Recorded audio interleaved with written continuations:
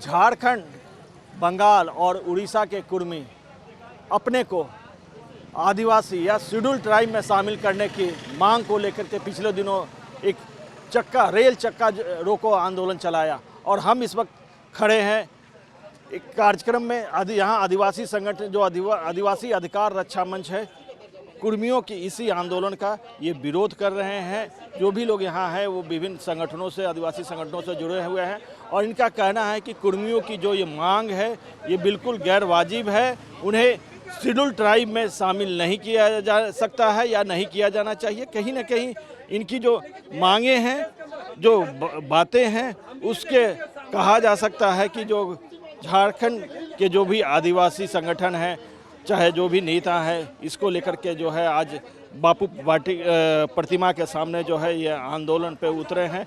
हमारे साथ गीता श्री उरांव जी भी हैं।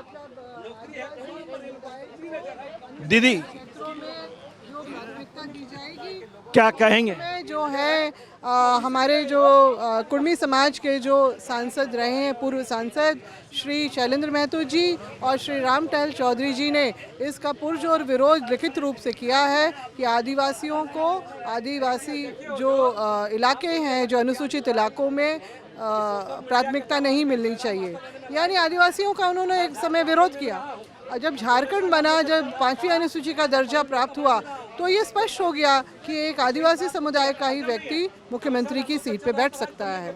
तब से इनके जो राजनीतिक जो है, इन्होंने अपना लाभ देखते हुए और कि हम लोग अगर इस नुकसान से अपने आप को बचाने के लिए कि कभी भी हम लोग उस पद पर नहीं पहुंच पाएंगे, तो ये फिर इन लोगों ने नए सिरे से इन लोगों ने अपना दावा पेश करना शुरू किया है। कुर्मियों की जो मांग है, उनका कहना है कि 1931-32 में हम लोग आदिवासी अनुसूचित जनजाति में शामिल थे, तो उसी के आधार पे ये लोग मांग कर रहे हैं फिर से। ये मेरे हाथ में आप क्या देख रहे हैं? ठीक है, ये उस समय का बना हुआ है सेंसस रिपोर्ट। यहाँ पे ओरिजिन के जो है, ओरिजिनल्स के जो लिस्ट में आप कभी भी कहीं भी आप कुर्मी का जो है नाम ढूंढ के आप मुझे बता दीजिए। उसके बाद जो दूसरे जो लिस्ट है, इसमें भी इनका नाम कहीं नहीं आ रहा है, शामिल नहीं है।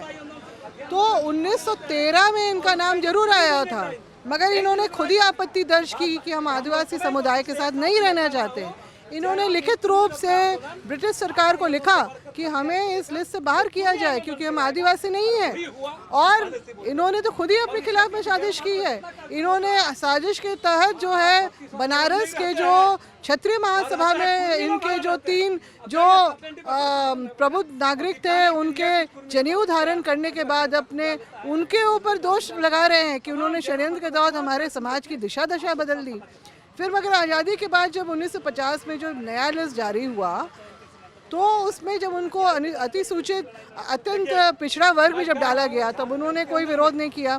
इतने साल वो उसी व्यवस्था में चलते रहे। क्या लगता है दीदी कि मतलब ये राजनीति से प्रेरित है या कुछ राजनीतिक दलों के द्वारा ये इनको उकसावा? राजनीति तो यहाँ पे ये है ना कि जब झारखंड बना तो फिर जो 5वें से, तो एक तो वो बात है, और फिर निश्चित रूप से यहाँ पर जो एक अच्छा जो पार्टी चल रही थी आदिवासी मूलवासी को, उसको भी छिन भिन करने की जो है भाजपा के द्वारा इनका एक ये षड्यंत्र का एक हिस्सा है। और जो हम लोग में आपस में फूट पैदा करना चाह रहे हैं इस तरह से, जबकि कहीं पर भी कोई तालमेल नहीं है। बोलते 10 अवाज तो 10 अवाज तो हमारे पास भी हैं, हमारे पास भी तथ्य हैं, हमारे पास भी बहुत सारे ऐसे प्रमाण हैं जो ये बात बताते हैं। आपका जो आपके जयप्रकाश पटेल जो टेकलाल महतो जी के जो सुपुत्र हैं, जो विधायक रह चुके हैं, वो पटेल का जो सरदार वल्लभ भाई पटेल से क्यों अपना रिश्ता नाता करते हैं? शिवाजी महाराज से इनका क्या, किस तरह का इनका नाता है जो इन्होंने विशालकाय मूर्ति जो यहाँ पर बूटी पौड़ में लगाई है, और उस क्षेत्र के जो कुर्मी समाज जो है उनका हर साल जो है जयंती मनाते बड़े धूमधाम से। तो ये इस तरह का जो है विरोधाभासी बातें नहीं चलेंगी। ये आदिवासी नहीं थे, मगर वो हमारे अधिकार क्षेत्र में हमारे अस्तित्व पे जो डाका डालने, हमला करने की कोशिश कर रहे हैं। हमारा संविधान अधिकार जो उस पर अतिक्रमण करने का वो कोशिश कर रहे हैं, उसको हम सफल नहीं होने देंगे। आदिवासी समाज, इसमें समस्त आदिवासी समाज इसमें गोलबंद हो चुका है, ना सिर्फ झारखंड में बल्कि पश्चिम बंगाल में भी इसकी आज पहुंची है, वहाँ पर भी लोग गोलबंद हो रहे हैं और वहाँ पर भी इसका जो है इसी तरह का आंदोलन शुरू होगा। लोग विरोध कर रहे हैं इस बात को, क्योंकि सबको पता है। अब तालमेल तो अब बैठा के देख लीजिए ना, कहीं से भी आपका इतिहास, जहाँ हमारे पूर्वजों ने अंग्रेज़ों के खिलाफ में जो क्रांतियाँ की, आंदोलन किया, अपने जल जंगल ज़मीन को बचाने के लिए, अपने स्वाभिमान से कोई समझौता नहीं किया। बिहार का एक रिपोर्ट मेरे पास है, उन्हीं के द्वारा तैयार किया, जो वो वहाँ पर बता रहे हैं कि वो ब्रिटिश जो पुलिस फोर्स में शामिल होने के लिए अपना दावा पेश करते थे, तो क्या इन्होंने अंग्रेज़ों के खिलाफ कोई क्रांतियाँ की? एक तरफ से वो शामिल भी होना चाहते हैं, तो निश्चित रूप से वो उनका विरोध नहीं कर सकते हैं।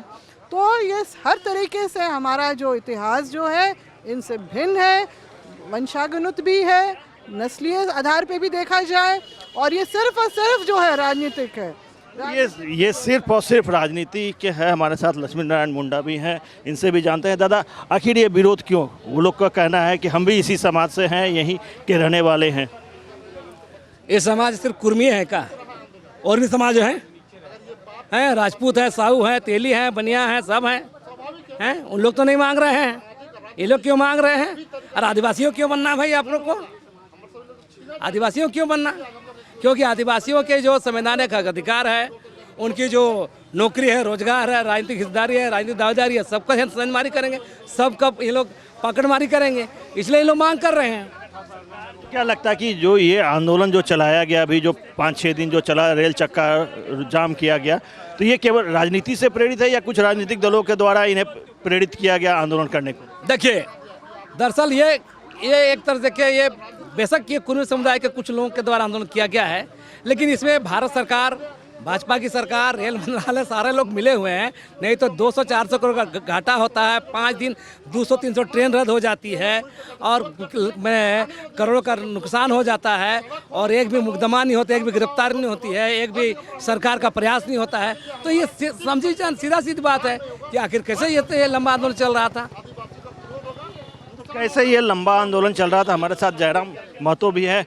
दादा, क्या कहेंगे आखिर ये आंदोलन क्या? साफ तौर से आप समझ लीजिए कि कहाँ का हमारा नुकसान होगा।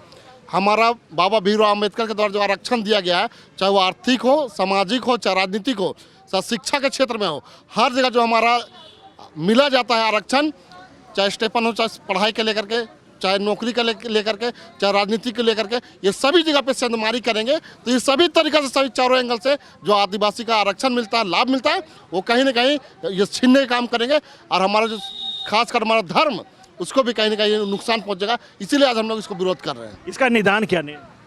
निदान एक ही है कि वह अपने तरीक़े से मांग कर रहे हैं, तो ठीक है अपनी जगह से, लेकिन हम भी अपने तरीक़े से विरोध करेंगे, ताकि हमारा जो भी उसका आदिवासी दर्जा का जो मांग है, ये कभी उसको पूरा ना हो सके। तो हमारे चार तरफ से मैंने आपको बताया कि चारों एंगल से, चाहे आर्थिक हो, सामाजिक हो, राजनीतिक हो, चाहे धार्मिक हो, हर एंगल से आदिवासी का नुकसान होगा। चूँकि हम अपने अस्तित्व को मिटता हुआ नहीं देखेंगे, इसलिए आज हम लोग अपने अधिकार के लिए लड़ रहे हैं। तो कहीं ना कहीं जो आदिवासी संगठनों का जो विरोध है, वो जो इनके नेताओं ने कहा, उससे लगता है कि ये वाजिब है, क्योंकि कुर्मियों को जो है आदिवासी या कहें कि शेड्यूल ट्राइब में किसी भी कीमत पर शामिल नहीं करने की इनकी जो मांग है वो कटिबद्ध है, और ये इनके लिए जो है आगे भी जो है अपना आंदोलन और उग्र करने के लिए जो है प्रेरित है। कैमरामैन राजेश के साथ आशुतोष कुमार, समाचार प्लस, रांची।